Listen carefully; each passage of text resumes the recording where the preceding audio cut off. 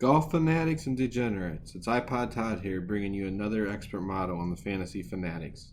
Before we dive into this week's, let's discuss last week's results. The tournament took place again in South Africa at the Joburg Open. Darren Fitchard won with a shot over Stuart Manley and Paul Waring. A slew of South Africans and Englishmen followed him. You had Paul Peterson from the USA there and tied in seventh. A lot of our guys, Dean Burmeister, Fisher Jr., Fratelli, they were back there, the 11th through 16th place. But it was another, rain-shortened tournament. I felt like I had a lot of pretty solid lineups. 2 out of 3 of my cash lineups cash, but GPPs, I just couldn't get any traction because I felt like, the extra day, my guys were just, I had, 6 of 6 make the cut on a few lineups and 5 of 6 on a lot, including a lot of satellites and the big tournament. But, I just felt like the extra day couldn't pick up anything. Kind of the second week in a row where the rain's kind of rained on my parade. It's tough beats to get over, and stuff like that happens. You can't forecast it, that they're going to shorten the tournament, and you really can't. It's hard to forecast whether, one draw is going to be better, another in a tournament like that, or the previous week at the Genesis. But that's about it for last week. Let's move on to this week, and we're at the Tshwane Open. Takes place at Pretoria Country Club. This is the third time the course is hosting the tournament and the 5th tournament overall for the Tshwane Open. It's fairly new to the European Tour. Rather weak field this week. The course is rather short, played in altitude, so pretty much can take driver out of most of the guys' hands. A lot of the shorter hitters should be able to keep up with the longer hitters on this course. About 7,081 yards, par 71. And your defending champion, Charles Schwartzel, he's at the WGC Mexico this week. So, no one to even defend the title. The stats this week I'm going to be looking at are driving accuracy, greens in regulation, par 4 scoring, and putts per hole. I'm going to be using a weighted average of these key stats in recent form, and I decided to go ahead and do the South African course history again this week. So let's take a look at my model here. Scroll down. I got it sorted by DraftKings salary this week.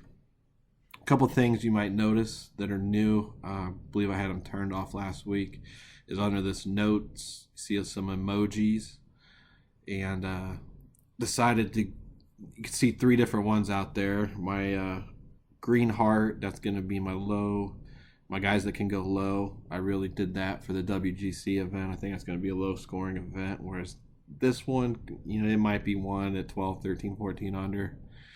You'll see the horse there. It's going to be my stable guys, my favorite, basically players, guys that almost always meet my criteria to pick a DraftKings lineup. And then the last one is going to be a scissors down at the bottom there, and it's kind of my cup makers with upside is what I'm calling it. So guys that usually 90% of the time make the cut and then have top 20, top 10 potential. So as we go through the DraftKings pricing here, we see they must have read my article last week where I mentioned Burmeister was really underpriced. He really didn't outperform that price, but now he's the top price guy at 11.8 here, and I think he's a pretty decent bet to do well here. Semi wild off the tee, which I think you're going to need some accuracy here. But he's 4 for 4 this season, and 17th place has been his worst finish in South Africa so far this season. So pretty good chance he's going to be in the top 10.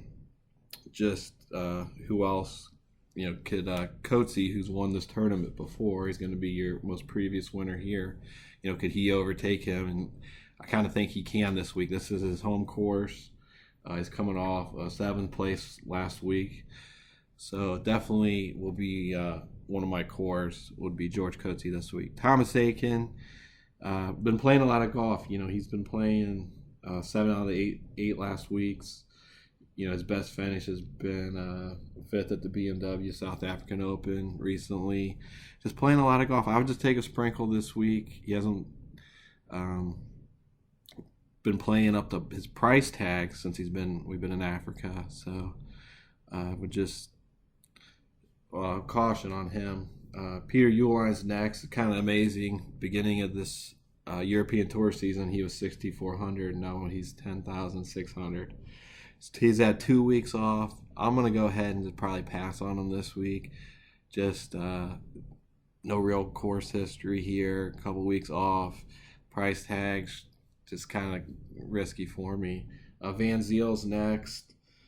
Kind of been he's got accuracy and par 4 scoring. Switched up the putter last week. I know there's a lot of people were talking about that. He was using a different kind of putter, but it could work out for him. He's seems to play well here in South Africa. It's his homeland. Next we got Roman Lasky, 21st BMW South African Open, 11th Joburg Open, par 4 score. Definitely like him this week. Jordan Smith, he was, I believe, the top price guy last week. Should be a lower ownership. Kind of disappointed up there. But that should help his ownership. So definitely sprinkle him in again this week. Ha Tong Lee, played well, finished off the round. Started terrible on Friday, but I mean I really think I'm gonna lighten my load when these tournaments that just predict these crazy rain and wind and just not go so heavy. I mean, I didn't go a ton on the European, but just too unpredictable. Darren Fitchart's next. He won last week, so definitely ownership's going to be higher. But I don't see a reason why the 2 courses are not too far in distance apart. So it's not like he's going to have to travel. Should be easy to take the game to this course. Dylan Fertilli's next. Just another South African. Going down the list here, got Nacho Elvira, definitely no real South African history, probably take a fade this week. Campillo, like I talked about, cut maker with upside. He's 5 for 5 on the season. Alexander Bjork, he's ranked number 1 in my stats. Definitely one of my horses. I think he's going to be one of my core plays this week. 8,000 seems like a good price for him.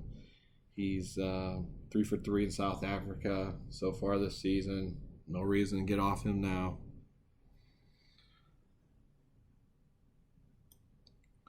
Scroll down a little bit.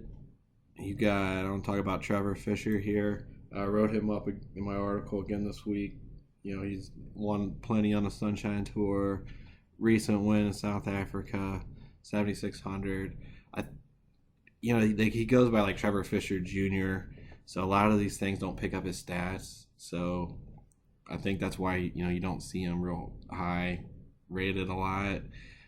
He might not even have the right form or course history on some of this stuff, but definitely think he's the play this week. Going down a little bit, Jocko Alkers, greens and regulation player. Definitely get him in your lineups. James Morrison had a good week last week.